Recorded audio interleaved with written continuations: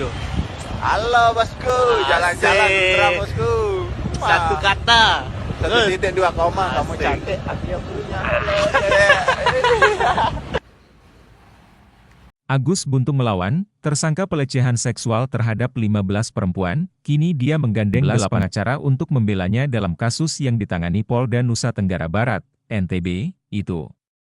18 pengacara ini siap membela Agus Buntung hingga kasusnya bergulir di meja hijau.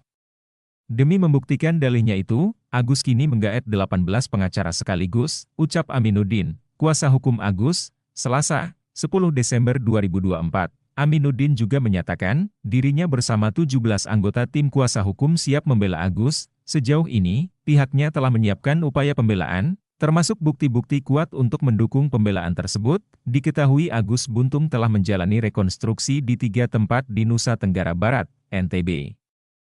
3 tempat itu adalah Taman Udayana, Islamic Center dan Nanges Homestay. Diduga Agus Buntung telah melecehkan 15 orang dan 3 di antaranya adalah anak di bawah umur. Namun demikian Agus Buntung tetap ngotot dirinya tak bersalah. Berdasarkan pengakuan Agus Buntung dalam pemeriksaan di Polda NTB, tersangka dan korban ada kesepakatan untuk melakukan hubungan seksual, jadi Agus merasa tidak pernah memaksa, apalagi korban ini mengaku bahwa dialah yang membonceng Agus menuju ke homestay dan membayar kamar, kata Aminuddin, kuasa hukum Agus, Selasa, 10 Desember 2024. Menurut Aminuddin, alasan korban melapor karena pada saat itu, uang yang digunakan untuk membayar kamar tak dikembalikan Agus.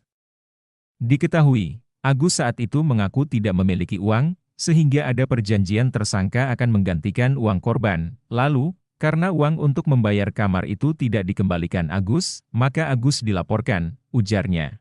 Dalam keadaan terancam, korban mengiyakan ajakan Agus pergi ke sebuah homestay di Mataram, sampai kamar korban tetap menolak. Lagi-lagi pelaku mengancam akan membuka aib korban. Lanjutnya, meski tak memiliki kedua tangan, Agus meruda paksa korban yang merasa tertekan. Di sisi lain, praktisi hukum dan akademisi, Sigit Nugroho Sudibianto, mengatakan, penyandang disabilitas tak serta-merta terbebas dari tanggung jawab hukum atas perbuatannya. Sigit menjelaskan, berdasarkan ketentuan Undang-Undang Nomor 8 Tahun 2016 tentang penyandang disabilitas, proses hukum pidana bagi penyandang disabilitas dilaksanakan sesuai dengan ketentuan hukum acara pidana dalam jalannya proses hukum. Memang ada hak-hak dan ketentuan khusus bagi penyandang disabilitas, seperti kemudahan akses dalam setiap tingkat pemeriksaan pada lembaga penegak hukum. Namun, ia menegaskan bahwa tidak semua penyandang disabilitas bisa bebas dari ancaman dan jeratan hukuman atas perbuatannya. Ia mengatakan, mereka yang tak bisa dijatuhi pidana atau bisa disebut tidak cakap hukum adalah penyandang disabilitas mental, psikologi atau motorik. Secara fisik kita lihat dia memang memiliki kekurangan, tidak memiliki lengan, tetapi apakah kemudian secara psikologi, mental dan motorik, pelaku ini bisa bertanggung jawab? Kata Sigit dalam program talk show Kacamata Hukum, Senin, 9 Desember 2024. Ancaman hukumnya tetap pada umumnya. Karena dalam perkara ini kan disabilitas fisik, kecuali kalau disabilitas mental, psikologi dan motorik, jelanjutnya. Meski tak bisa dipidana, penyandang disabilitas mental yang berperkara masih bisa dilakukan tindakan lain, seperti pemulihan yang dilakukan lembaga penegak hukum. Namun ia menegaskan, dalam mengklasifikasikan penyandang disabilitas itu, penyidik perlu penilaian yang mendalam. Setiap disabilitas pertanggungjawabannya beda, apalagi terhadap disabilitas mental dan psikologis ini tidak bisa dipidana, tetapi bisa dilakukan tindakan. Karena disabilitas mental ini dia tidak B. Sebelum diantar ke kampus di depan ada adegan mesum oleh orang lain, si perempuan mengatakan bagusnya adegan yang tadi, kata Aminuddin.